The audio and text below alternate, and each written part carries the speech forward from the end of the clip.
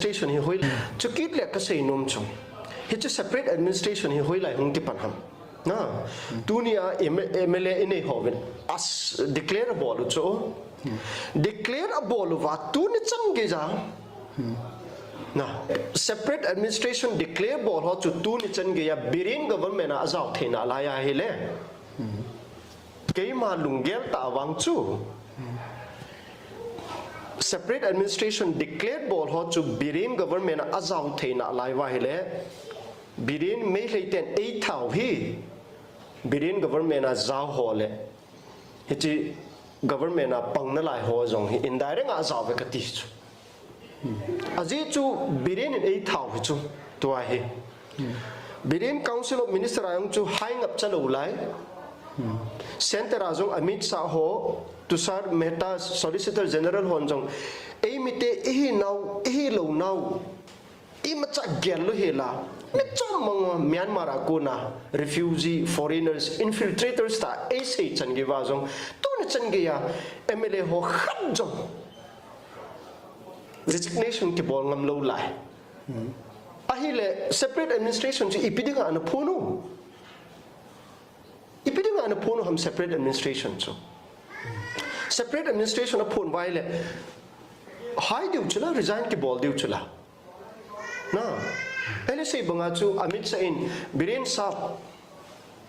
na government phanam stable nam atia hele chu emite jong cabinet minister jong kium na lai atam jo BJP government kium na lai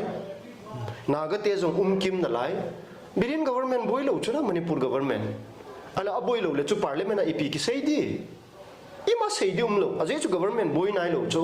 constitutional crisis ang lo chu la na chu ho ta bang lo ki ti chu iti chu issue chu parliament a ki sei thei di birin chu ithi imanu chu tampi head mai thei chu ai wa government chu chat lo nai lo chu la constitutional crisis umam resign ki bolam re-election di umam by election di umam midterm poll di umam ima cha lo pichu aji chu birin government chu intact chu get chat na lai chu na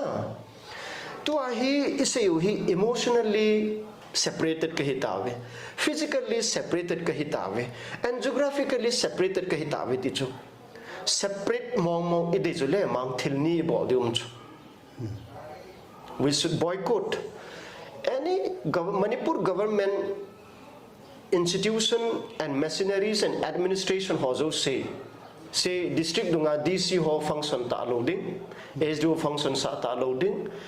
government executive mong administration mong a bunch ka boycott bolde ani na ai wanga ako pen apoy mo pen politics representatives government sim na representatives ho na lai chu geographically physically and separate ki hijong le governance is all about administration and representatives tunia mi pi hisa ikipin wangwa chu ami pi representative of government semna zauna lai ki ti chu a government apang na lai ki ti chu ipam separate administration MLA te hin e ho hi e themu ham ai lo jong le mi pi ho hi ngol bol the hi sa na lai chu separate administration ki sam do ta ki phong do ta tunia yong SO ten jong separate administration bol ki ta sam ki ta na ami pi ten ki sam ki ta tunia representative ho a high lo wai le chun separate administration lo chula they still represent us in forming the government sim na ho represent e bol na lai chuna nong le ke mi pi zo se tunia separate administration sam ho zo se yong hi MLA zo sin represent e bol na lai chula akuti la hui lang separate administration di o